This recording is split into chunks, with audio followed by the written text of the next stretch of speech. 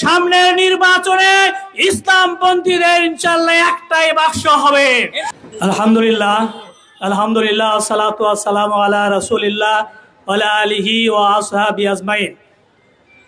ইসলামী আন্দোলন বাংলাদেশ পোরশা উপজেলা শাখা কর্তৃক আয়োজিত আজকের পথসভার সম্মানিত সভাপতি, আজকের এই অনুষ্ঠানের প্রধান অতিথি শায়েখে চরমোনাই হযরত আল্লাম ফয়জুল করিম হাফেজাহুল্লাহ, মঞ্চে উপবিষ্ট নেতৃবৃন্দ এবং আমার প্রিয় উপস্থিতি, আসসালামু আলাইকুম ওয়া রাহমাতুল্লাহ।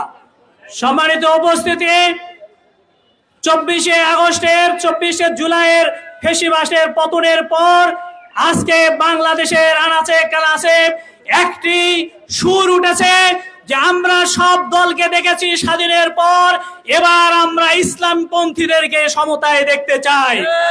সুতরাং আজকে শায়েখে চরমোনাইয়ের নেতৃত্বে বাংলাদেশের যত ইসলামী দল আছে তারা ঐক্যজোট হয়েছে।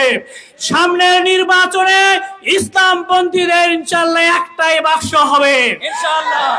আমাদের ইসলামী দলগুলোর পক্ষ থেকে যাকেই নমিনেশন দেওয়া হবে আমরা সবাই একজোট হয়ে তাকে বিজয়ের জন্য আমরা কাজ করব।